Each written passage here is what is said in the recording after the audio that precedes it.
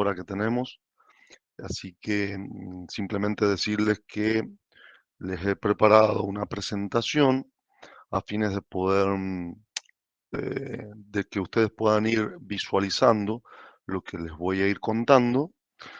Y la idea, en realidad, es unir todo lo que es reglamentación, todo lo que tiene que ver con las normas aplicables, tanto en el nivel local como internacional, y unirlo a la experiencia y a lo que realmente se hace hoy en la industria. Bueno, María Luisa les contó que trabajó hace mucho tiempo, muchos años en YPF, lo cual me dio la posibilidad de poder experimentar eh, y no solamente el mantenimiento, no solo poder ver los equipos, sino participar en las compras de los mismos y a realizar las pruebas y aplicar la legislación vigente y recibir innumerables auditorías. Por lo tanto, la idea es poder simplificarles a ustedes desde este espacio lo máximo posible. Eh, yo voy a levantar una presentación, por ahí si alguien levanta la mano porque quiere comentar algo, lo hace sin ningún problema. Quizás yo no lo vea por lo que voy a tener la presentación, pero cualquiera me dice, Tranquilo, bien, nosotros, Antonella o yo vamos a estar al pendiente si alguien bien, quiere consultar algo o levanta la mano o hace algún comentario en el chat y nosotros te damos aviso a vos. ok. Entonces, bueno, comienzo a intentar compartir. Espero que ustedes me avisan si están visualizando la pantalla o no. ¿Perfecto? ¿Estamos bien? Sí, perfecto. Bueno, ok. Bueno, como les decía, para, para ir directamente al grano, nosotros lo que vamos a tratar en esta clase son los incendios y las explosiones en tanques de almacenamiento de combustibles líquidos. Cuando hablamos de combustibles líquidos, estamos hablando de hidrocarburos. Desde hidrocarburos pesados, que estamos hablando de petróleo, hasta petróleo crudo, hasta hidrocarburos livianos, que estamos hablando de naftas y o alcoholes. A medida que vamos desarrollando la clase, vamos a ir explicando las diferencias y para poder llegar al cometido de la clase, ¿no?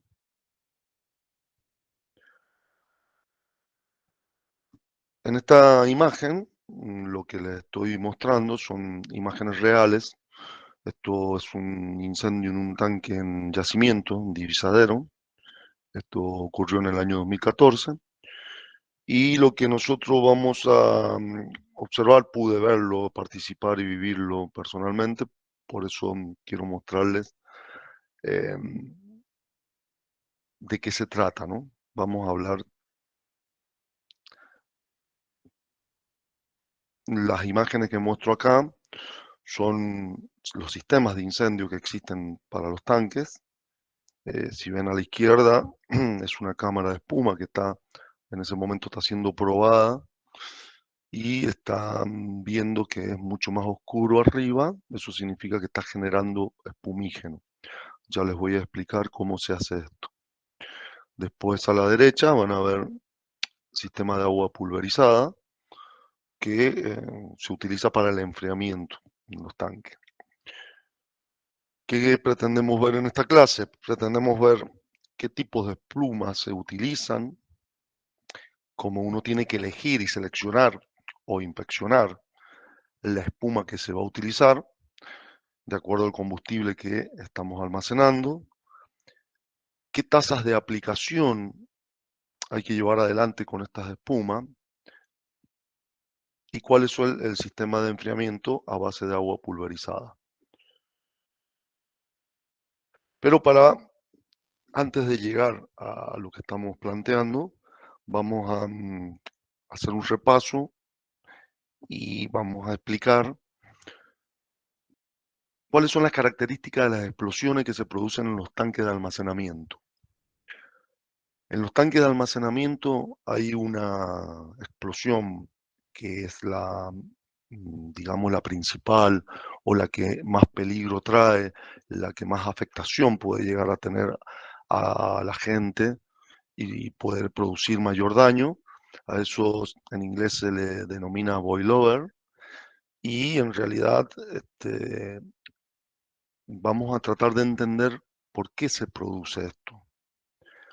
En principio, cuando vamos a llegar a esta explosión, es porque hubo una falla mecánica y hubo un problema de mantenimiento porque un tanque de almacenamiento de combustible obviamente debe tener un sistema de prevención en toda su estructura mecánica, en toda su metalografía, para no llegar a eso.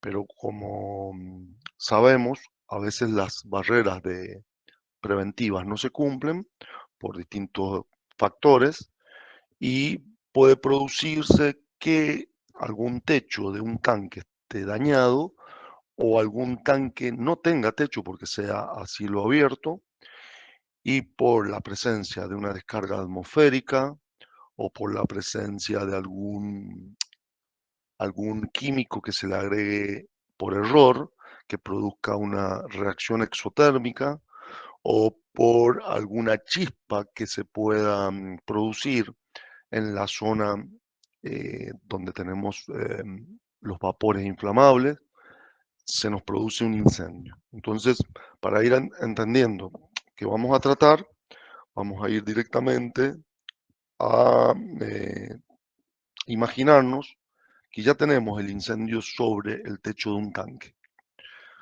Ustedes fíjense en la imagen cómo actúa la energía calórica.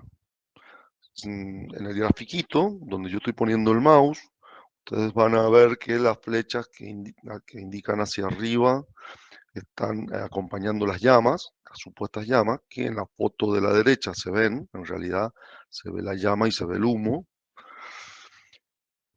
Cuando eso se produjo, empieza a calentar la base del combustible, el combustible sea más pesado o más liviano, o sea, petróleo crudo como una nafta o un alcohol, cualquier tipo de combustible, tiene una densidad o un peso mayor a la densidad del agua.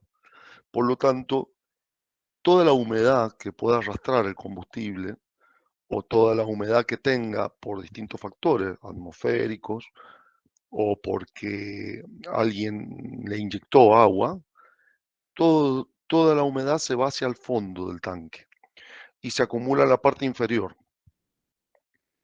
A medida que la energía calórica crece, esa energía empieza a descender y ya vemos la flecha en la parte inferior.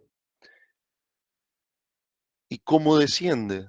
Desciende alrededor o aproximadamente 1 metro de altura por hora. Si nosotros tenemos, por ejemplo, en esta imagen que este tanque mide 10 metros de altura, tenemos que pensar que si tenemos la energía calórica a los 2 metros, tenemos menos de 8 horas para que esa energía de calor llegue al agua. ¿Y qué sucede cuando la energía de calor llega al agua? Lo mismo que sucede cuando ponemos una pava en la hornalla y eh, le damos, le damos llama, hierve. El agua hierve, ¿no? Y hierve generalmente a los 100 grados. Vamos a establecer un 100 grados centígrados como promedio, porque eso depende de la presión atmosférica. Pero si nosotros decimos que en un promedio que está entre 90 y 100 grados el agua hierve, significa que cambia de estado. Y cuando cambia de estado el agua, se expande, como dice en la imagen, 1700 veces su volumen. O sea que se produce una reacción violenta que hace que el vapor, el agua que se convierte en vapor, violentamente empuja todo el combustible que tiene el tanque y lo libera aproximadamente entre 6 como mínimo y 10 diámetros del tanque. ¿Qué significa esto? Que si este tanque, el diámetro es de 10 metros, como mínimo el boilover, cuando se produzca, va a empujar el combustible con fuego hasta mínimamente 60 metros alrededor y puede llegar hasta 100 metros alrededor. Eso es un dato muy importante para tenerlo en cuenta, especialmente para la gente que trabaja o que va a trabajar en la extinción de un tanque que se prendió fuego. Es muy importante entender este concepto, porque si nosotros entendemos este concepto, vamos a comprender lo que se produce dentro de un envase eh, que pueda contener cualquier combustible. Pero en este caso nos vamos a focalizar en los combustibles líquidos de los tanques de almacenamiento. Otra cuestión para tener en cuenta que es muy importante es que cómo avanza también, no solamente que la energía calórica desciende a 1 metro de altura por hora, sino también que todo el frente de llama va consumiendo aproximadamente 30 centímetros por hora.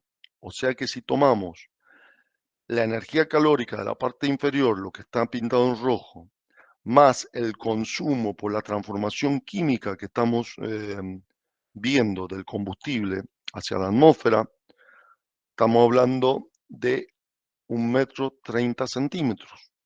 Por lo tanto, hay que tenerlo en cuenta porque, como dije al principio, si hacemos un cálculo que desde este lugar que estoy señalando con el mouse hasta la base tenemos 8 metros, no podemos suponer solamente que son 8 horas porque tenemos que agregar los 30 centímetros de consumo por hora que se produce en la parte superior. Por lo tanto, yo les recomiendo siempre de que no juguemos. Yo lo divido en dos, porque esto es lo que dicen los libros, y ahora lo que yo les voy a transmitir es lo que hablamos con nuestros brigadistas. Si nosotros decimos que tenemos 8 metros, para nosotros son 4 horas. ¿Y, y cómo hacemos? Vamos midiendo la temperatura, cómo va bajando con láser, con pistolas de láser, que nos van diciendo la temperatura del tanque, desde la parte superior a la parte inferior. Y hablando en términos, digamos, si no tuviésemos la tecnología y no tuviésemos la forma de un instrumento para poder medir esto, lo hace el bombero arrojando agua con una manguera en la parte superior y viendo cómo se comporta el agua cuando se desliza por el envolvente del tanque. Y si se permite, hasta se puede palpar, pero eso depende del incendio. Eso no lo recomiendo. Voy a pasar a la otra página. Espero que se vaya entendiendo. Otro tipo de fenómeno que tenemos que tener en cuenta es el slope over, que esto puede producirse en el transcurso del incendio cuando se introduce agua o espuma, digamos, cuando ya estamos atacando. ¿Qué es lo que qué es lo que sucede acá? Cuando si ustedes pueden ver el mouse, este es un tanque incendiado que está marcando claramente la metalografía, que la parte superior está de un color distinto que la parte inferior. Y fíjense en ustedes cómo el vapor está indicándonos de que está próximo a llegar al boilover, pero todavía no llega. Sin embargo, se está desprendiendo desde la parte superior, donde está la voladura del techo, se está desprendiendo producto prendido fuego. Eso es porque se le está inyectando desde otro sector agua o espuma, y esa agua espuma sobre la superficie que está con temperatura muy elevada produce un rebosamiento, se llama un rebalse superficial, y empieza a empujar el combustible hacia lo que es el recinto, la parte inferior.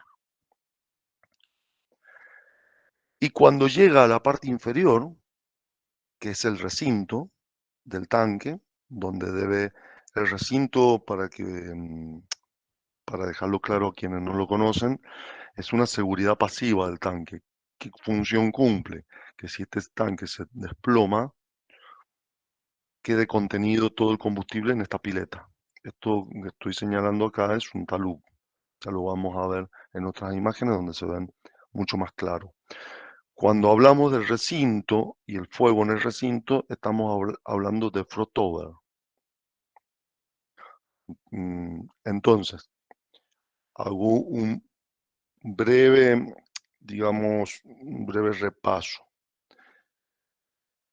El boilover se produce por que se convierte el agua en vapor, y al convertirse el agua de la parte inferior del tanque en vapor, aumenta violentamente hasta 1700 veces su volumen, empuja el combustible con la llama, y las llamas pueden llegar como mínimo a 60 metros si este tanque es de 10 metros, el diámetro. Ahora, si el tanque es de 5 metros el diámetro porque es más pequeño, lo que hacemos, 6 diámetros serían 30 metros, la mitad a 30 metros, y como máximo a 60 metros. Suponiendo en esta hipótesis que nos estamos imaginando que este es un diámetro de 10 metros, lo mínimo que va a alcanzar todo este combustible prendido fuego son 60 metros, y lo máximo 100 metros. Esto es el boilover. El slope over es lo que se produce en la parte superior, que se rebalsa o es un rebosamiento que empuja el combustible con la llama al recinto, donde en el recinto, por las condiciones de humedad del recinto y por el agua o la espuma que le tiremos posteriormente, se empieza a producir el frotover, que es ni más ni menos, no sé si alcanzan a ver bien en la imagen, que tenemos humos de distintos colores. Acá tenemos un humo que es más oscuro y acá tenemos un humo que es más claro. Este humo más claro es a consecuencia del blower. Y esto también se produce en todo el recinto. Cuando se produce en el recinto es el frotover. Sí, hasta Ariel, ahí. perdón, Sí, había un alumno no, un participante, que en realidad ni siquiera es alumno, que es sí, egresado, Cristian Pulido, que quería hacer una consulta. cómo no, gracias. ¿Me escucho, Cristian?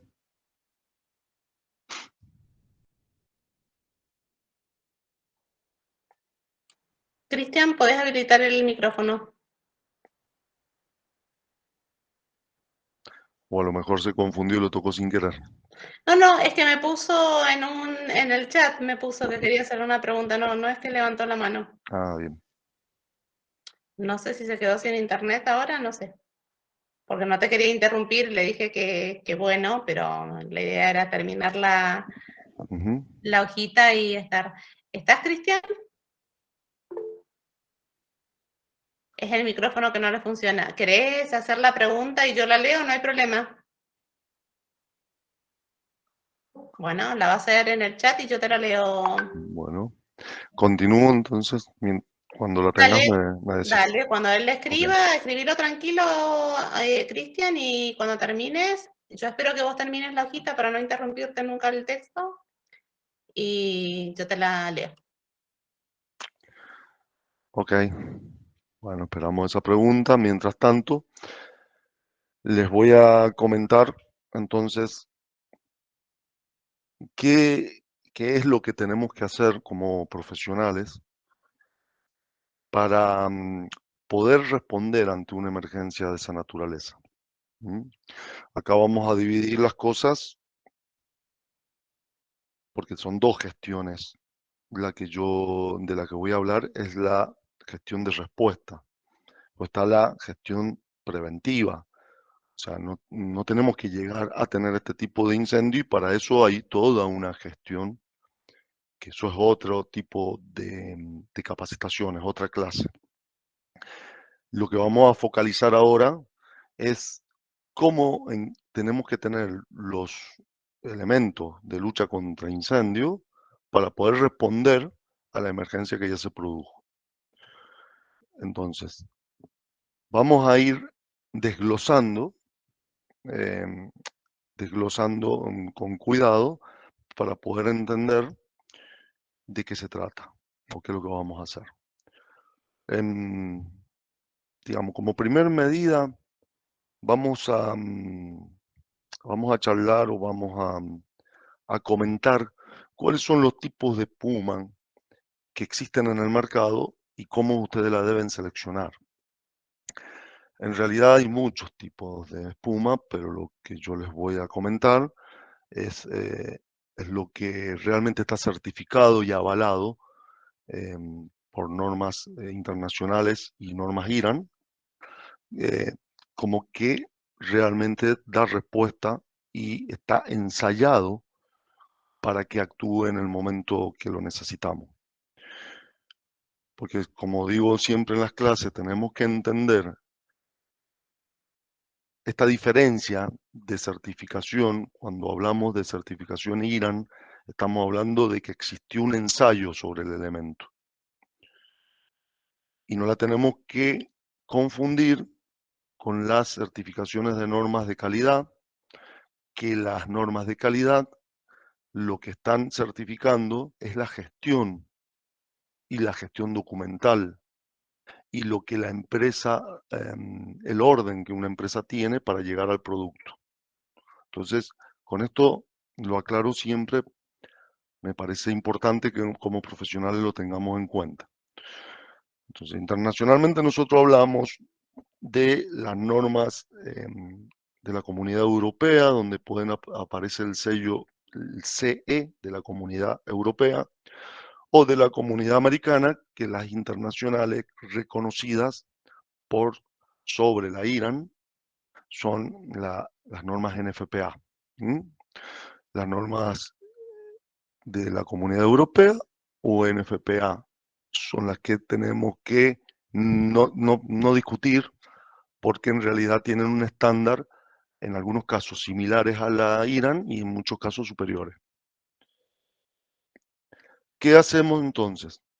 Cuando nos hablan de tanque de combustible tenemos que seleccionar espuma, y cuando vamos a seleccionar espuma vamos a hablar de AFFF o ARFFF.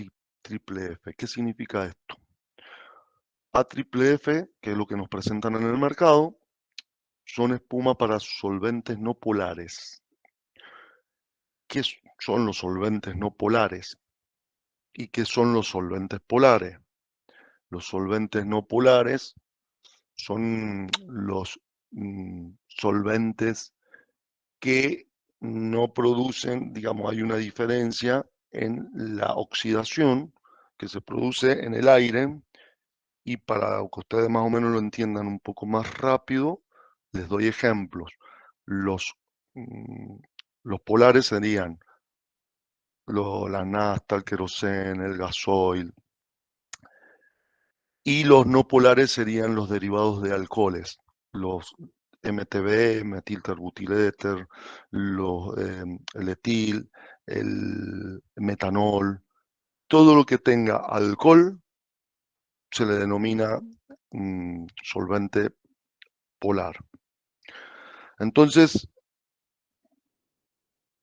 si nosotros podemos seleccionar una espuma si tenemos solamente hidrocarburo y no tenemos alcohol en una industria, que sea AFFF.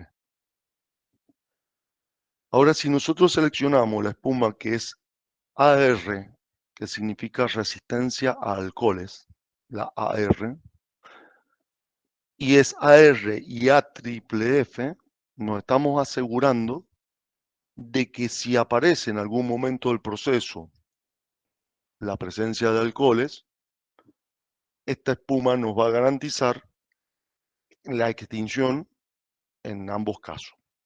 Esto lo quiero dejar claro, les cuento que nosotros en refinería y en YPF estamos tratando de unificar a espumas que cumplan las dos funciones, AR y AFFF.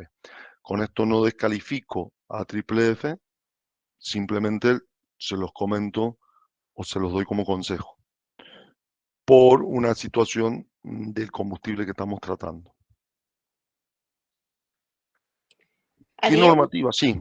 perdón, ahí Sí. escribió la consulta Cristian. Ok, Dice, si entiendo bien, el agua que se ve en el fondo del tanque es producto de la actuación del sistema espumígeno barra agua. Y la pregunta es, en un tanque de almacenamiento de 200 metros cúbicos, ¿es normal que se acumule agua por condensación? Dicho tanque está con controles de hermeticidad, cantidad de agua que se acumula en nuestro tanque es de 0,05% del total. ¿Es peligrosa esa cantidad de agua? bien. Muy buena pregunta. Sí, lo que estabas mirando en realidad es así, es agua y es normal en todo tanque que almacena combustible, no es lo ideal. Por eso es que se deben sacar muchas muestras de evitar la humedad, pero la humedad viene arrastrado por el combustible y lo normal en una operación es justamente purgar el fondo de los tanques. Esa purga del fondo del tanque, que es agua, tiene que ir a un sistema obviamente de drenajes eh, donde se asegura la disposición final de ese combustible y la recuperación de ese combustible para no perder energía y además para no contaminar el suelo. Pero es normal que exista agua en el fondo de los tanques. Por eso es que tenemos que tener un sistema operativo con una rutina de control para sacar muestras del tanque, para ver el porcentaje de humedad y para realizar las purgas que corresponden. Específicamente deberían conocer, digamos, dónde lo trabaja o de qué lugar digamos, desde qué lugar lo está viendo el alumno, pero sí, es normal y tiene que haber una gestión justamente para evitar el agua en el fondo del tanque. Si no respondí, me dicen. Bueno, Cristian, si te quedó clara la pregunta, la cerramos ahí. Sí, totalmente. Eso. Y si no, te iba a decir que volvieras a preguntar algo, pero ahí Bueno, ya coloca no que hay sí, que problema. está todo bien. Bueno, excelente. Entonces, ¿qué les decía? Esta imagen que está acá son cámaras de espuma, que si ustedes observan la foto donde está saliendo, digamos, el espumígeno hacia el exterior, es porque estamos haciendo una prueba de funcionamiento. Esta cámara en la imagen está mostrando un disco de carbono que tiene en el centro donde estoy poniendo el mouse. Ese disco de carbono se rompe cuando el agua sube por estas líneas rojas que ven acá, sube el agua que ya viene arrastrando la espuma. Ya vamos a explicar bien este proceso, pero por ahora quédense con esto. Viene el agua con la espuma, sube hasta la cámara, que es esta que está acá, rompe este disco de carbono. Este es un disco que está probado para que la ruptura se produzca después del 1,5 kg o 2 kilos de presión. Estamos hablando de kilogramos por centímetro cuadrado, o bar, que es prácticamente lo mismo, no es exactamente igual, pero muy similar. Nosotros en Argentina vamos a encontrar todo en kilogramos por centímetro cuadrado.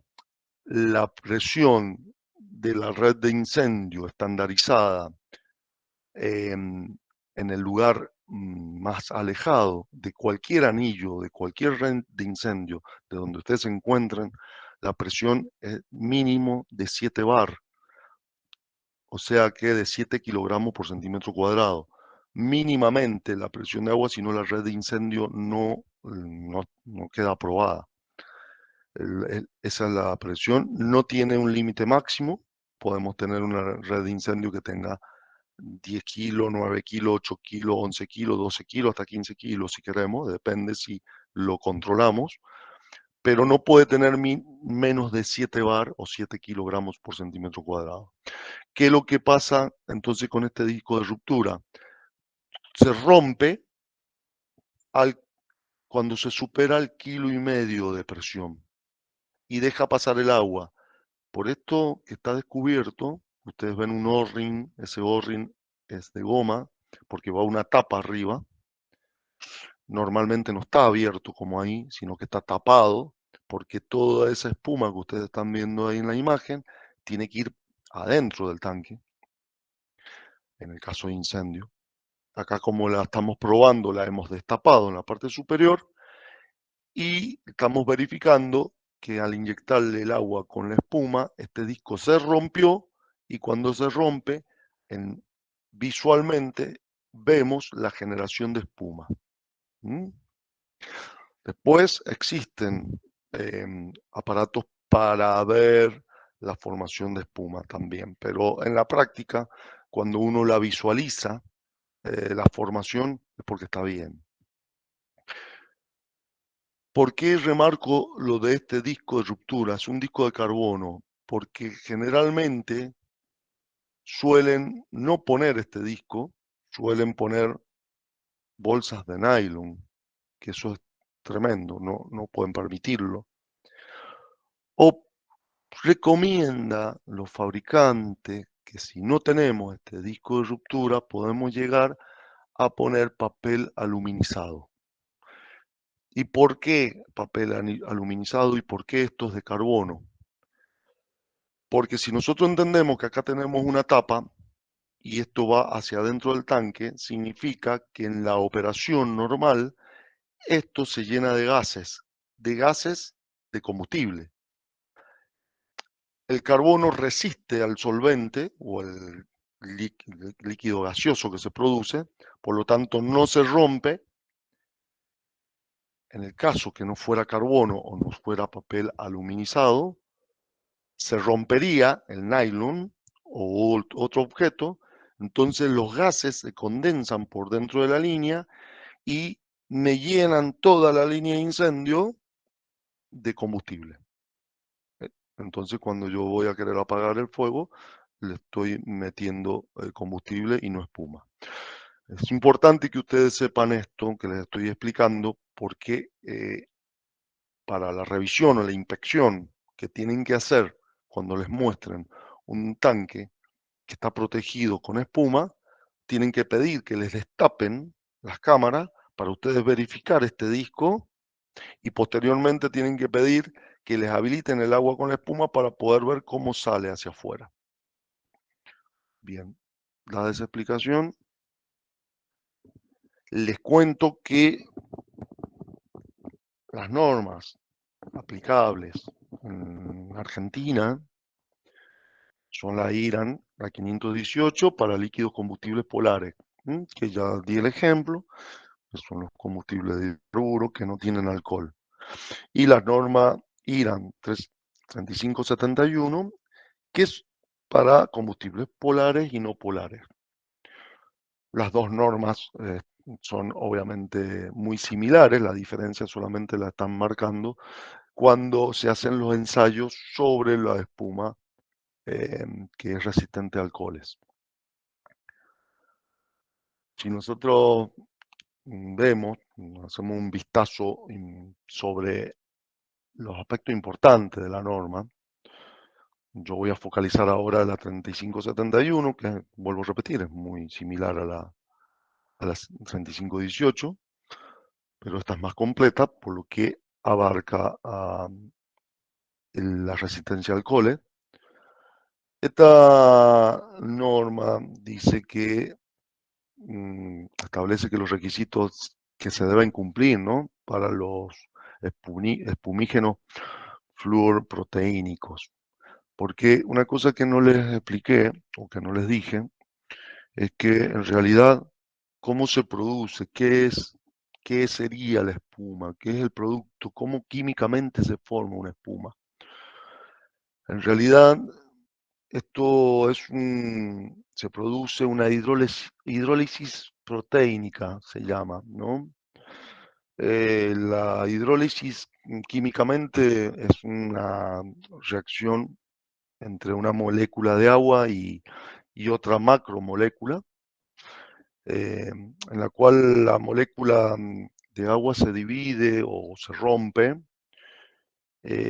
Uno, digamos, se divide o se rompe uno o más enlaces químicos y sus átomos pasan a formar parte de una unión de otra especie química. Cuando estamos hablando de hidrólisis proteínica, estamos diciendo de que la, digamos, esa ruptura o esos ruptura de moléculas no son solamente por el agua, sino también sobre las enzimas proteínicas. ¿Mm? Eh, por eso es que, digamos, esa hidrólisis proteínica debe tener otros químicos que son estabilizantes para poder mantener la densidad de la espuma que nosotros necesitamos para un incendio. ¿Por qué me detengo un poquito a explicar esto? Porque un detergente produce espuma y no significa que si la mezclamos con agua, el detergente produce espuma. Jabón de lavar la ropa y produce espuma. Pero eso no significa que pueda ser apto para apagar un incendio. ¿Qué es lo que tiene la espuma química que nosotros utilizamos para incendios, ¿no? Em, que se produce esta ruptura y que, digamos, y que se debe mantener y debe tener una densidad que sea capaz de resistir el frente de llama, la energía calórica, alta temperatura, porque si nosotros nos ponemos a pensar las llamas que tiene un tanque y decimos que vamos a tirar espuma encima y la espuma eh, tiene un gran contenido de agua y de aire, porque se forma entre el agua, el aire y, digamos, la sustancia proteínica que se le agrega. Podemos pensar que eso vuela o que se desparrama. Sin embargo, la que se utiliza para incendio es una masa que empieza a cubrir y a desplazarse sobre la superficie, soporta las llamas, soporta la temperatura y forma una película que evita el contacto del combustible con el aire, por lo tanto nos está rompiendo uno de los elementos del tetraedro de fuego, que es la necesidad de oxígeno para que exista fuego y de esa manera extingue. Obviamente que para que se produzca este manto de espuma y pueda tener la capacidad de dispersarse sobre la superficie sin quemarse, lo que nosotros tenemos que ver es realmente que lo que nos están vendiendo como un líquido espumígeno cumpla con los ensayos y las pruebas que pide la norma IRAN 3571, que ahora lo vamos a ver y se los quiero ir mostrando en imágenes. Para que ustedes tengan claro, les muestro este cuadro, que las espumas se clasifican en tres tipos, ¿no? Y dice a la derecha, el cuadro nos está hablando de punto de escurrimiento y nos está dando grados centígrados. O sea que nos está diciendo que la espuma tipo 1 tiene una resistencia mínima de 10 grados bajo cero. ¿Mm? La tipo 2 resiste hasta 20 grados bajo cero. ¿Mm? Y que la tipo 3 tiene un máximo de menos 20 grados bajo cero. ¿Por qué esto es importante saber qué tipo de espuma vamos a utilizar? Porque depende de la región donde nos encontremos. Ustedes tienen que pensar que no es lo mismo la temperatura del norte del país con la del Polo Sur. Y depende de las, por ejemplo, en Mendoza, que exigimos nosotros en refinería, que la resistencia o el punto de escurrimiento, digamos, nos muestre que la espuma no se nos va a congelar a menos de 15 grados bajo cero. ¿Por qué? Porque sabemos que podemos tener heladas de hasta 10 o 5 o hasta 10 grados bajo cero. Entonces nos aseguramos que el congelamiento no vaya por debajo de los 15 grados bajo cero. Esto es importante en costos, porque obviamente es más cara, pero también si no lo tiene en cuenta el profesional cuando selecciona esta espuma, en el momento de utilizarla puede que no te sirva. Entonces hay que tenerlo claro. Si yo estuviese en el norte del país, seguramente con una espuma de 5 grados bajo cero, estoy sobrado. Un punto de escurrimiento, ¿no?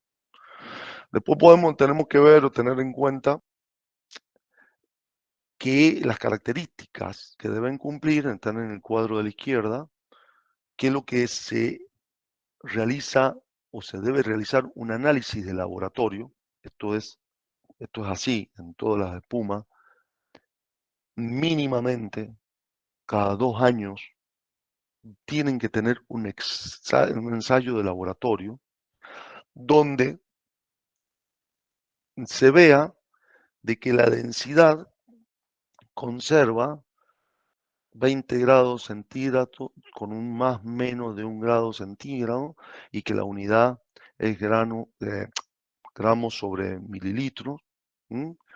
Y acá te explica la norma que no debe diferir en más o menos 5% del valor indicado por el fabricante. Que la viscosidad cinemática tiene que estar en 20 grados centígrados. Bueno, que la unidad es metro cuadrado sobre segundo, porque estamos hablando de velocidad, que no debe diferir en más o menos 5 grados, de acuerdo a lo que indica el fabricante. Que el pH, que también es importante, para ver si es alcalina o ácida, tiene que estar también probada o ensayada para una temperatura de 20 grados centígrados, con más o menos 1 grado de tolerancia, que el punto de escurrimiento lo tenemos que lo que explicamos en el cuadro de la derecha, si es para tipo 1, 2 y 3, se debe ensayar, que los sedimentos tienen que tener la, digamos, la tolerancia que indica el cuadro, y así cada uno de estos aspectos que están perfectamente detallados en la IRAN 3518.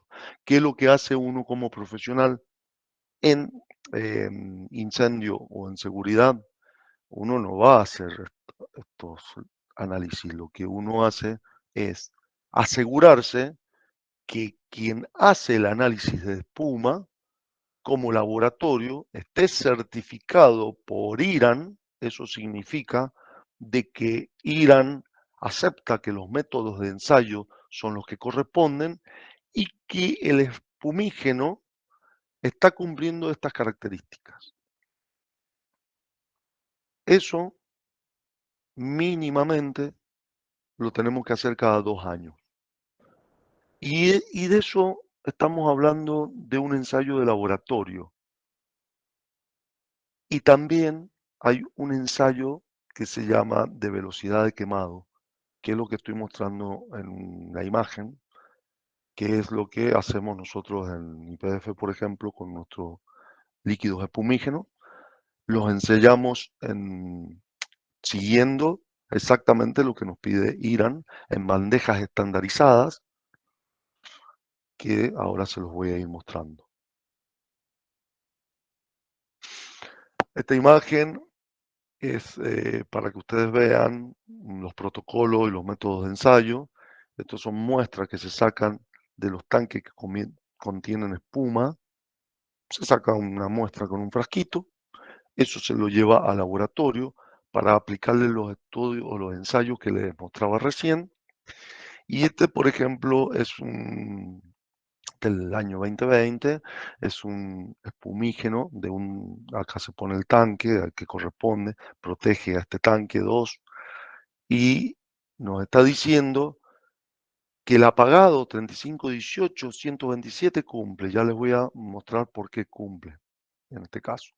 Que ese ensayo lo hacemos los bomberos industriales. Que el reencendido también cumple, que el sellado cumple, que la densidad cumple y que el pH cumple. Nosotros, acá nos habla la misma norma, acá tengo una imagen de la norma, ¿no? De los métodos de ensayo, cómo se realizan, ¿m? El densímetro debe estar calibrado, obviamente.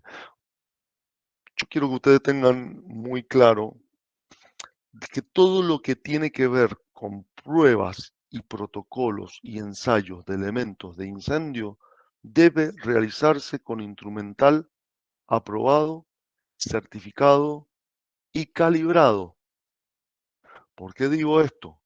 Porque a veces que nos muestran un instrumento o nos muestran un aparato comprado que ha sido muy caro, de una marca muy reconocida, como puede ser Drager, Scott, bueno, la marca cualquiera, y que uno sabe que son marcas reconocidas y que mm, son instrumentos muy valiosos.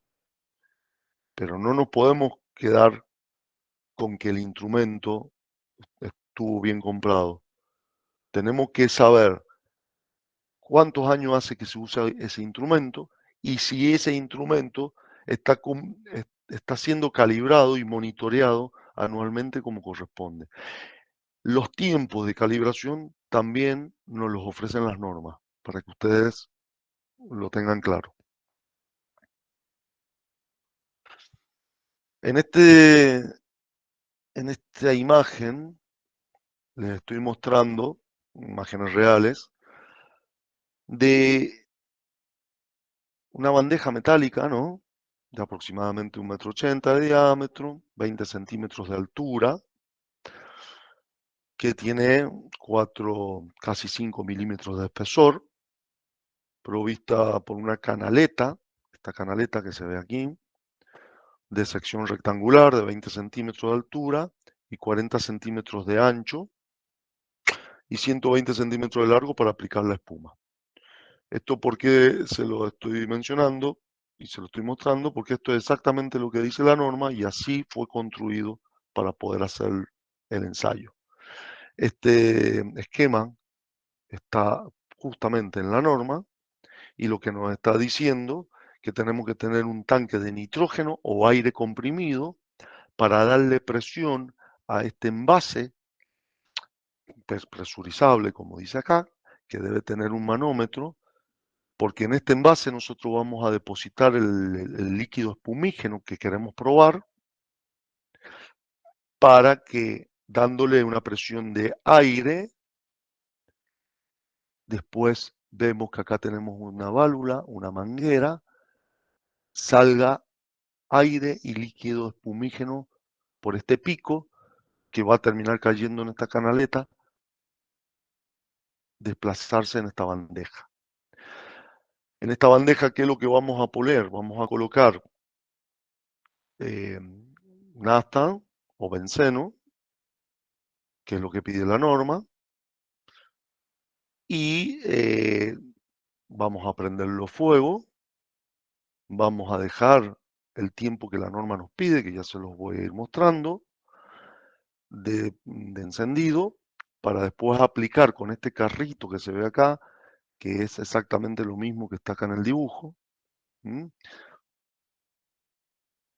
Que es el que llevamos y colocamos aquí.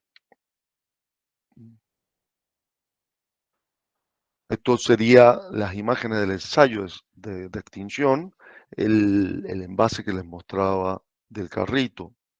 Este es lo que nosotros en la primera foto de la izquierda estamos viendo, donde se le está, ¿qué se carga? El recipiente con el 97% de agua y el 3% de espumígeno. ¿Qué dato este? ¿Qué dato importante?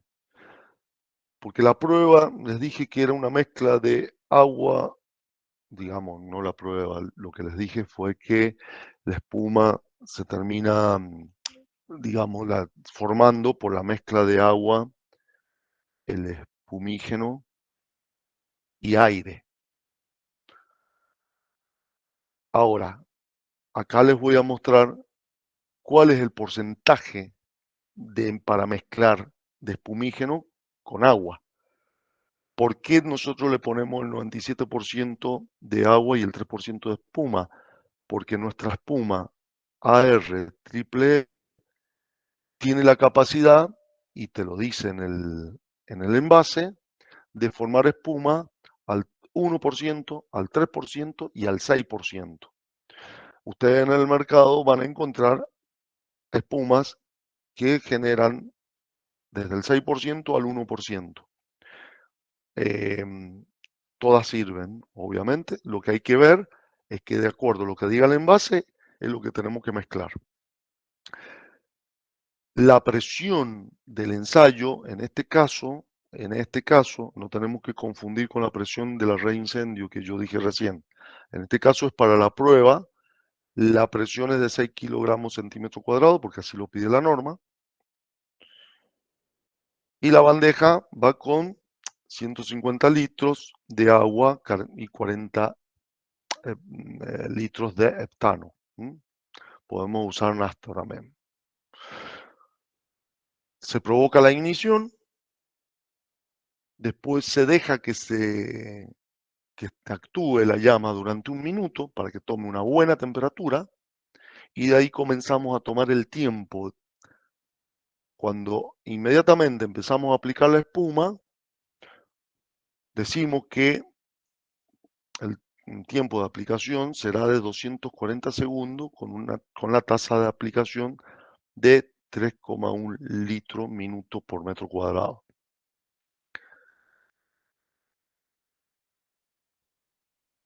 Si nosotros vemos que se extingue,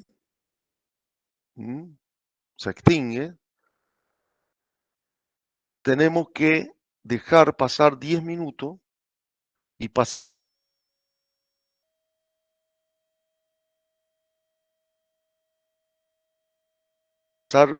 un hisopo prendido fuego por ence, porque si se abriera se escaparían digamos, combustibles en forma de vapor y se volvería a prender. Si después de 10 minutos no se rompió y le pasamos fuego por encima de la bandeja y no se prende de nuevo fuego, significa que la espuma está funcionando correctamente.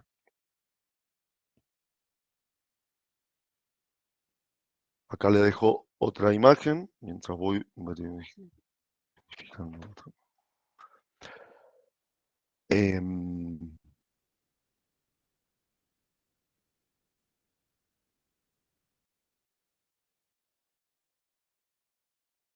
Fíjense,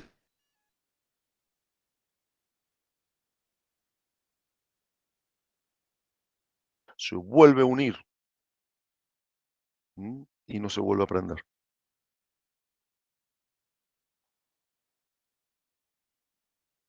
Hasta ahí entiendo que vamos entendiendo, ¿no? Porque no veo manos levantadas.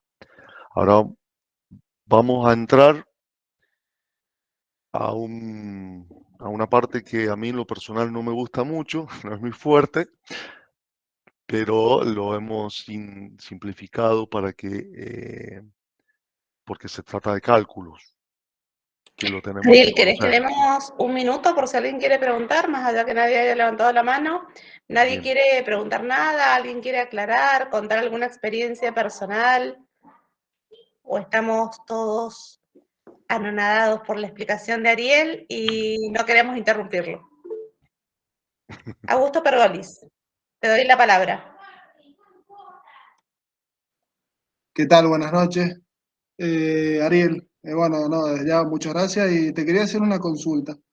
Sí, ¿Habrá habido algún caso en que haya habido un combustible encerrado completamente y que haya tenido una fuga, por ejemplo, y que en esa fuga haya generado o sea, que haya entrado en combustión solamente en esa fuga, que se haya generado una especie de presión dentro del tanque por los ujú, vapores y demás? ¿Puede ser que eso sea posible? ¿Por qué totalmente, te pregunto? totalmente, sí, A qué voy con ujú, a qué voy con la pregunta? Que sí, en ese caso que vos tengas una presión dentro del tanque, a la hora de inyectar una presión con tu solución, digamos, de espuma y agua, ¿no generaría un conflicto al tener presión dentro del tanque y quererle meter otra presión? bien, está muy, muy buena la pregunta. No sé si terminaste, te lo empiezo a explicar. Sí, terminé. Bien, vos lo que me estás hablando se denomina el fenómeno de jet fire. Jet fire, traducido al español, significa dardo de fuego. Eso es cuando tenemos un elemento cerrado totalmente y se produce una ruptura en el envase y la presión del gas que contiene, si ustedes recuerdan de las clases de química, una de las propiedades del gas es justamente la propiedad de dispersión. El gas en su naturaleza necesita, su molécula tiende a dispersarse.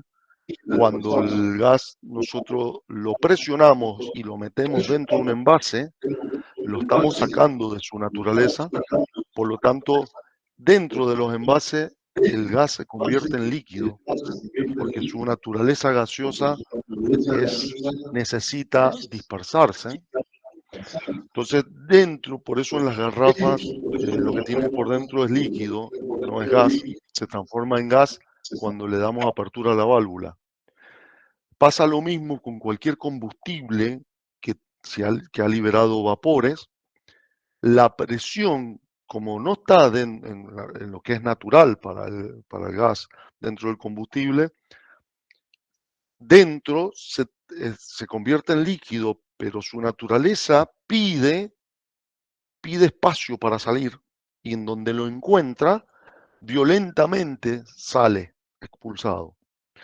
Entonces, si tenemos una ruptura de una válvula o una falla de material, un poro de soldadura o un desgaste de un material de un envase, se denomina, sale ese dardo de fuego, ese jet fire, que sería un soplete, un fogonazo, que es lo que vos estás diciendo.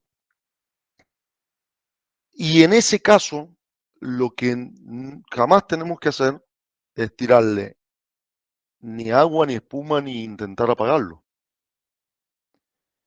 Porque en ese caso, ese gas que está saliendo violentamente, que ya está prendido fuego, si nosotros lo apagamos, le tiramos agua, lo apagamos, estamos dejando que se genere una mezcla rica, una mezcla explosiva en el ambiente de gas-aire y ante la mínima presencia de cualquier chispa de un vehículo, de lo que sea, tenemos una explosión.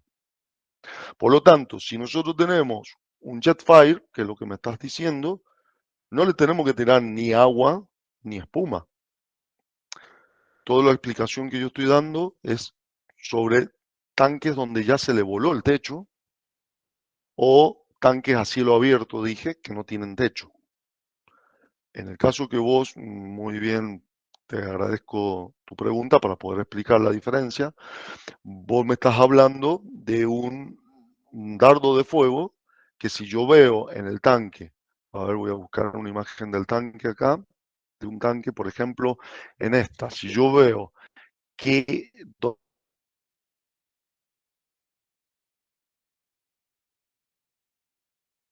tengo el mouse, por ejemplo, se me ha producido una fuga y se me prendió fuego. ¿Por qué? Porque yo sé que tengo combustible en este tanque, que yo ahí la llama la tengo controlada hacia afuera aquí tengo que ver qué características, qué es lo que tengo adentro del tanque. Si yo lo apago, me va a formar una nube explosiva alrededor. Y si esa nube explosiva entra en contacto con una fuente de ignición, hago una explosión. O sea que es preferible que lo deje prendido, que lo deje con una buena altura de combustible, porque si el combustible está alto, está por encima de la pérdida, me aseguro de que la llama no va a ir hacia adentro.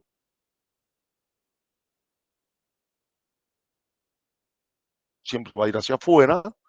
Entonces me da tiempo de evaluar la situación y decir, bueno, a ver, cargo con espuma la parte superior y empiezo a bajar nivel del tanque, que lo sacan con bombas.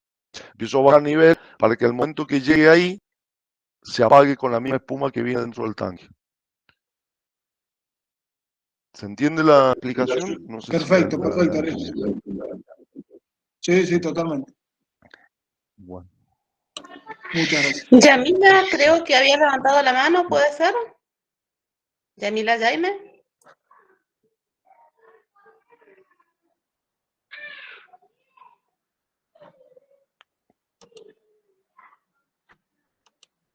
Yamila, me llegó un mensajito que habías levantado la mano. No sé si necesitabas hacer alguna consulta y si no, seguimos. Quizás fue sin intención que levantaste la mano. Profe, yo soy Yamila, pero no a Jaime, y hasta acá alumna del profesor, Bueno, así bien. que le entiendo totalmente. No, está bien. No, es que me llegó un mensajito, ha levantado la mano Yamila Jaime, No. pero... No. Bueno, Yamila, si es que no tenés bien el audio y querés consultar algo, lo podés hacer también por el chat y yo lo leo después. Así que como quieras. Continuemos si querés, Ariel, y si Yamila pregunta algo, yo lo leo en el chat. Bien. Bueno, chicos, si a ustedes no les molesta, a mí me encanta ir charlando y tomar mate, entonces voy a aprovechar para ir charlando con ustedes y tomar un mate. Esto, obviamente que el material va a quedar para ustedes, así que lo que yo quiero explicarles para que ustedes lo puedan ver, ¿no? Esto del cálculo para tasas de aplicaciones, ¿de qué estoy hablando? ¿Cómo van a hacer ustedes para saber qué cantidad de espuma tienen que tener para el tanque de almacenamiento que ustedes quieren proteger? Pues no es lo mismo un tanque de 5.000 metros cúbicos o de 10.000 metros cúbicos o de 20.000 metros cúbicos o un tanquecito chiquito. ¿Cómo hacen para saber que la espuma que van a tener les va a alcanzar? ¿Qué norma nos habla de estos cálculos? Y las normas que nos hablan de estos cálculos son las normas IRAN que les mencioné, pero hay una que yo se las recomiendo, que acá muestro una tabla que corresponde a la NFPA 11. La NFPA 11 es la que nos establece, es una norma americana, que establece los parámetros para que nosotros podamos calcular y poder decir, che, ¿cuántos litros de espuma necesito para el tanque 10, 20 o la denominación que tenga? Entonces, ¿qué dice esta norma? Imagen, fíjense, esto es una imagen de la norma. Acá, ¿qué dice? Que primero tenemos que ver el tipo de hidrocarburo.